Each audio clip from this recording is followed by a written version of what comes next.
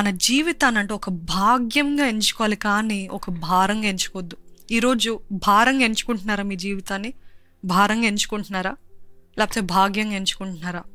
ఎంతోమంది, ఇప్పుడు నేను గత వారంలో చెప్పానండి, ఏంటిదంటే స్విట్జర్లాండ్ అనే ఆ దేశంలో సూసైడ్ పాడ్స్ అని వచ్చినాయి. సూసైడ్ పాడ్స్ ఏంటిదంటే, ఆ సూసైడ్ పాడ్ అనే మిషన్ ఒక కార్ లాగా ఉంటుంది. ఆ కార్లో ఎక్కిన వెంటనే వాళ్ళందరూ ముందే చెప్పాలి ఏంటిదంటే, నేను ఇలాగా ఆత్మహత్య చేసుకోవాలనుకుంటున్నాను, నా పరిస్థితులు బాగాలేదు. ఇంతకుముందు అంటే ఆత్మహత్య చేసుకోవాలంటే ఎంతో ఆలోచించాలి, ఎంతో భయం, ఎంతో దిగులు, ఎంతో వేదన ఉండేది.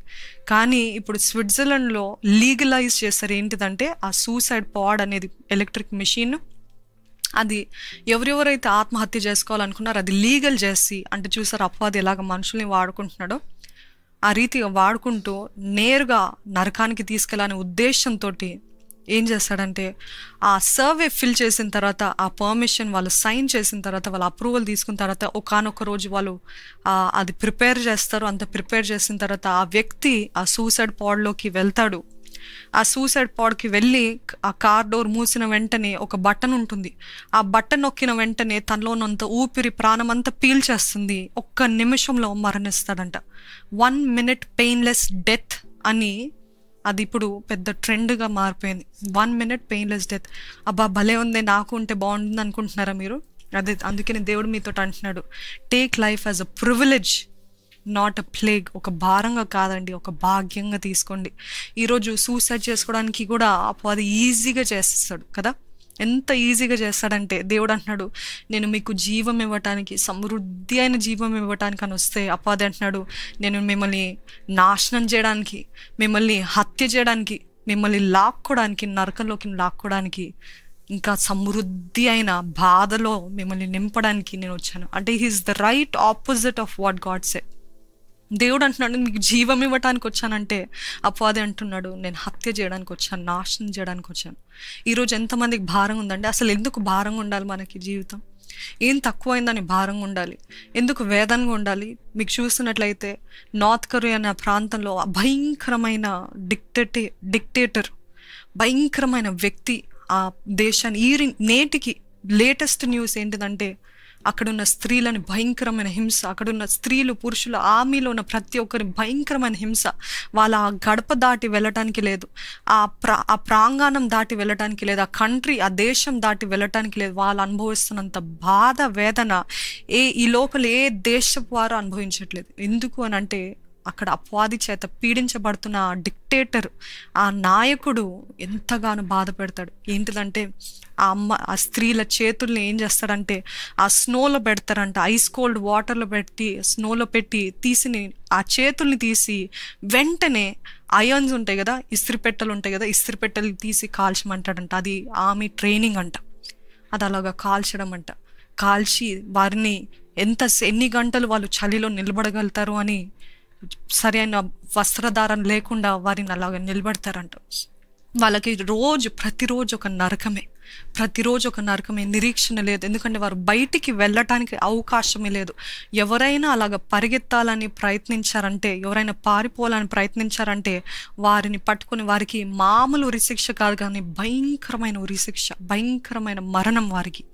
అందుకని అటు చావలేక, అటు బ్రతకలేక ఎన్నో హింసలు, అక్కడ సువార్త లేదు, అక్కడ రక్షణ లేదు. ఎంతోమంది ఎన్నో వేదంతో, బాధతో, అది నేను చెప్పింది ఒక ఎగ్జాంపుల్. అలాగే ఎన్ని భయంకరమైన అట్రాసిటీస్ జరుగుతున్నాయి నార్త్ కొరియా అనే దేశంలో. అటువంటి వారు చెప్తే ఒక అర్థం ఉంటుందండి, నా జీవితం ఒక భారంగా ఉంది, అసలు ఏం తోచట్లేదంటే అనుకోవచ్చు. ఈరోజు దేవుడు మనకి ఏం తక్కువ చేస్తాడని మనం జీవితం ఒక భారంగా తీసుకోవాలి. దేవుడు అంటున్నాడు, take life as a privilege, ఒక భాగ్యంగా ఎంచుకోండి అని దేవుడు చెప్తున్నాడండి. ఈరోజు మీ జీవితాన్ని ఒక భాగ్యంగా ఎంచుకోండి. దేవా, నాకు ఇచ్చిన చక్కటి జీవితం బట్టి నీకు వందనాలయ్యా, నాకు ఇచ్చిన కుటుంబం బట్టి నీకు వందనాలయ్యా, నాకు ఇచ్చిన సమస్తాన్ని బట్టి నీకు వందనాలయ్యా. ఈరోజు తినడానికి తిండి ఉందయ్యా, పడుకోవడానికి ఒక స్థలం ఉందయ్యా, ఆహారం ఉందయ్యా, నీళ్ళున్నాయ్యా. వీటన్నిటి గురించి ఎప్పుడైనా దేవుని స్తుతించారా? స్నానం చేసుకోవడానికి వేడి నీళ్ళు ఉన్నాయ్యా.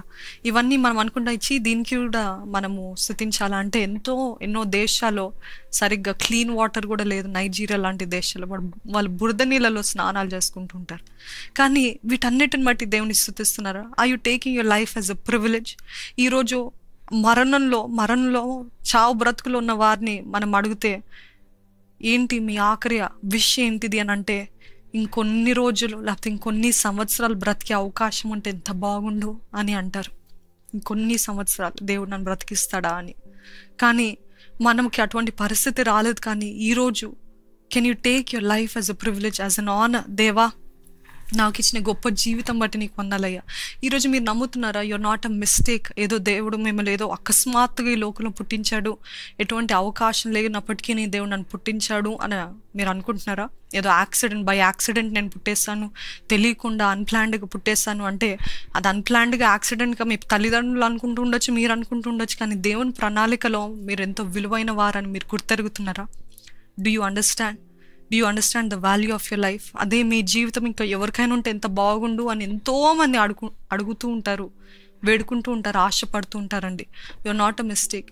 దేవుడు నా జీవితంలో కూడా అదే రీతిగా చేస్తాడు. ఎంతగా అపవాది పుట్టకుండా ప్రయత్నించినప్పటికీ మా తల్లి గర్భసంచి కుట్లు వేసేస్తారు, ఇంకా పిల్లలు పుట్టరు అని. ఎందుకంటే తనకి అప్పుడే ఆ 6th డెలివరీకి ఎంతో భయంకరమైన రక్తస్రావము, ఎంతో భయంకరమైన తెగులు వచ్చింది, ఇంకా మరణ అపాయం ఉంటుంది. నెక్స్ట్ బర్త్ ఒకవేళ నువ్వు మరలా ప్రెగ్నెంట్ అవుతే ఇంకా నువ్వు చచ్చిపోతావు అని రీతిగా తను చచ్చిపోతుందని తన పర్మిషన్ కూడా తీసుకోకుండా, మా తండ్రి గారి పర్మిషన్ కూడా తీసుకోకుండా తన గర్భసంచిని కుట్టేశారు. కానీ కుట్టేసిన తర్వాత కూడా దేవుడు అన్నాడు, ఈ కుట్లు నాకు అడ్డమా, are these stitches and obstacle for me అని దేవుడు అడిగాడు. అదే రీతిగా వారు ఎంతగా చేసినప్పటికీ, ఎన్ని ప్రయత్నాలు చేసినప్పటికీ మరలా దేవుడు నా తల్లి గర్భాన్ని తెరిచి దేవుడు నన్ను పుట్టించాడని. మనం అనుకుంటూ ఉండొచ్చు, we're by mistake, we're by accident, but you're not an accident, you're not a mistake. ఏదో ఫ్లూక్లో అలాగ పుట్టేస్తాను అనుకుంటున్నారేమో. No, you haven't. God has wonderful. అందుకనే అంటున్నాడు, చూజ్ గ్రేట్నెస్ ఓవర్ ప్లెజర్స్. ఈ జీవితంలో ఉన్నంత వరకు ఎప్పుడు కూడా ఉన్నతమైన వాటినే, ఊహకందని వాటిని చేయండి, కానీ మీకంటే తక్కువైన వాటిని, మీకైనా లోకువైన వాటిని చేయకండి, అసహ్యమైన కార్యాలను చేయకండి, ప్లెజర్స్ని వెతకండి. కీర్తనలు 37వ అధ్యాయంలో ఇలా ఉంటుంది, ఏంటిదంటే, యెహోవా యందు నమ్మిక ఉంచి మేలు చేయుము, దేశమందు నివసించి సత్యమును అనుసరించుము. యెహోవాను బట్టి సంతోషించుము, ఆయన నీ హృదయ వాంఛలను తీర్చునంట. Delight yourself in the Lord and he will give you all the desires of your heart. ఎప్పుడంట మీకు అన్ని ఇచ్చేస్తాను అని చెప్పలేదు మొదటిగా. ఎప్పుడంటే యెహోవా యందు మీరు సంతోషించినట్లయితే, యెహోవా యందు సంతోషిస్తే అప్పుడు మన హృదయ వాంఛలు అన్నీ తీరుస్తాడంట. మీరు సంచరిస్తున్న దేశంలో అంటే మిమ్మల్ని ఎక్కడెక్కడైతే దేవుడు నాటాడో, అది ఇందాక చెప్పాను కదా, మీరున్న ఆఫీస్ కానివ్వండి, మీరున్న కాలేజ్ స్కూల్ అవనివ్వండి, లేకపోతే మీరు ఒక ఇంట్లో పనివారు ఉన్నారేమో, పని చేసేవారుగా ఉన్నారేమో, లేకపోతే హౌస్ వైఫ్గా ఇంటి ఇల్లాలుగా ఉన్నారేమో, ఎక్కడున్నా కానీ దేవుడు అంటున్నాడు, యెహోవా యందు నమ్మిక ఉంచి మేలు చేయండి. Wherever you are planted, do good. అదే నమ్మకత్వం. ఇందాక సెకండ్ పాయింట్కి నమ్మకత్వం.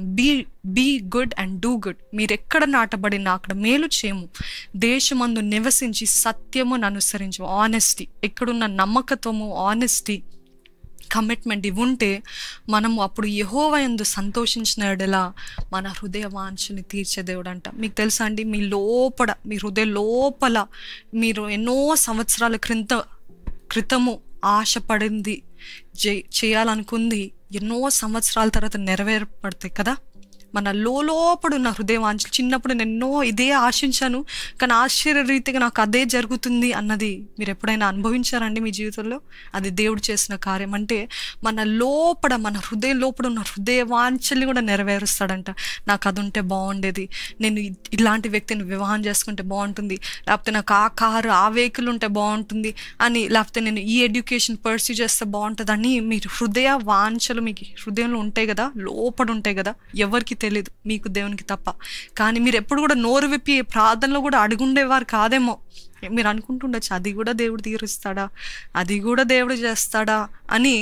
ఇంత అల్పమైనది దేవుని అడగటము అసహ్యము అని ఎంతోమంది అడగరు. కానీ కొన్ని రోజుల తర్వాత, కొన్ని నెలలు, కొన్ని సంవత్సరాల తర్వాత మీరు ఏదైతే వాంఛించారో, ఏదైతే ఆశపడ్డారో అవే జరగటం చూసి మీరు ఎప్పుడైనా దేవుని స్తుతించారండి? నా జీవితంలో అయితే ఎన్నో మేలు, అలాగా ఎన్నో హృదయవాంఛలు, నాకే ఆశ్చర్యం కలిగేది. How can God fulfil that tiniest detail in my life? అంత చిన్నది నేను ఎప్పుడు కూడా ఓరల్గా నోటితోటి ఎప్పుడు కూడా చెప్పలేదు, కానీ అది కూడా దేవుడు నా హృదయవాంఛని తీర్చాడే అని దేవుని ఎంతగానో స్తుతించానండి. అందుకనే యెహోవా యందు సంతోషించండి, be joyful, delight yourself in the Lord. అంటే ఆయనలో ఆనందించండి. లేసిందే దేవానికి స్తుతులు, ఆయనతోటి సహవాసం చేయండి, ఆయనతో మాట్లాడండి, ఆయన సన్నిధిలో ఆనందించండి. ఆయన సన్నిధిలో ఆనందిస్తే అంట మన హృదయవాంఛలు అన్నిటినీ నెరవేరుస్తాడంట మన దేవుడు. హల్లెలూయా, హల్లెలూయా.